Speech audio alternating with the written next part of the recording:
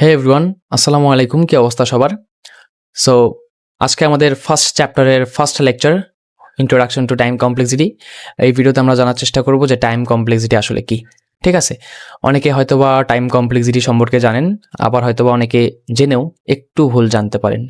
So সমস্যা নেই, আমরা আজকে ভিডিওতে টাইম কমপ্লেক্সিটি সম্পর্কে বিস্তারিত জানার চেষ্টা করব। ঠিক আছে, অনেকে হয়তোবা মনে করতে পারেন যে টাইম কমপ্লেক্সিটি মানে হয়তোবা যে আমার একটা কোড রান হতে কতটুকু সময় নিচ্ছে, বাট আসলে টাইম কমপ্লেক্সিটি টাইম নিয়ে কাজ করে না।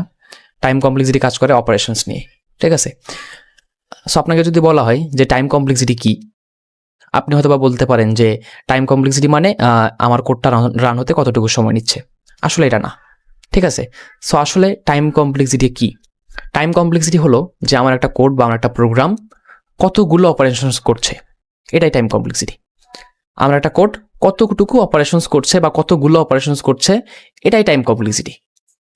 সিম্পল ধরেন আমি একটা এক্সাম্পল দিই।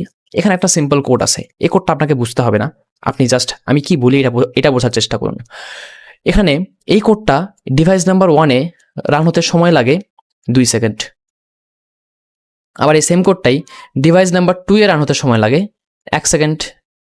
আবার এই সেম কোডটাই ডিভাইস নাম্বার 3-তে রান হতে সময় লাগে 0.5 সেকেন্ড। ঠিক আছে, সো তার মানে কি, এটা টাইম কমপ্লেক্সিটি তিনটা, যে ডিভাইস 1-এ টাইম কমপ্লেক্সিটি 2 সেকেন্ড, ডিভাইস 2-তে টাইম কমপ্লেক্সিটি 1 সেকেন্ড, আর হলো ডিভাইস 3-তে টাইম কমপ্লেক্সিটি 0.5 সেকেন্ড। আসলে এটা নয়। আসলে টাইম কমপ্লেক্সিটি হলো আমার কোডটাকে কতগুলো অপারেশনস করতে হচ্ছে, এটাই মূলত টাইম কমপ্লেক্সিটি। ঠিক আছে, সো আপনার ডিভাইসে একটা কোড রান হতে সময় লাগে সিম্পলি হতে পারে 2 সেকেন্ড। আবার ওই সেম কোডটাই হয়তো বা আমার ডিভাইসে রান হতে সময় লাগতে পারে 3 সেকেন্ড বা 1 সেকেন্ড। ঠিক আছে, তার মানে যে টাইম কমপ্লেক্সিটি 2-3টা হয়ে যাবে এমনটা নয়।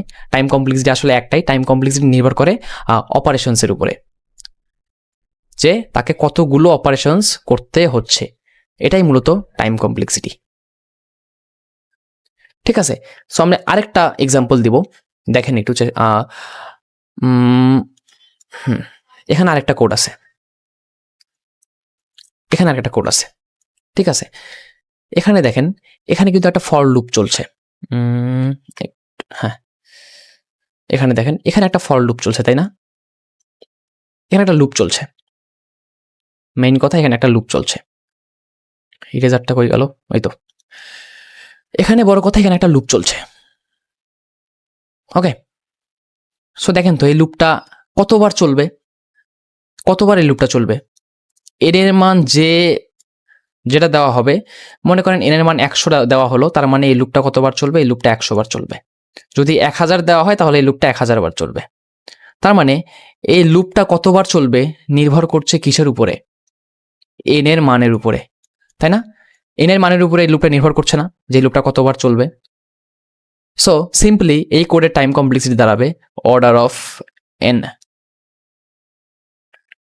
এখন হয়তো ভাবতেছেন, ভাই ও কোথা থেকে আসলো, আবার ব্র্যাকেটের মধ্যে কেন জানি এন ঢুকাই দিলেন, কাহিনী কি? এটা আমরা পরের ভিডিওতে আলোচনা করবো, নো প্রবলেম।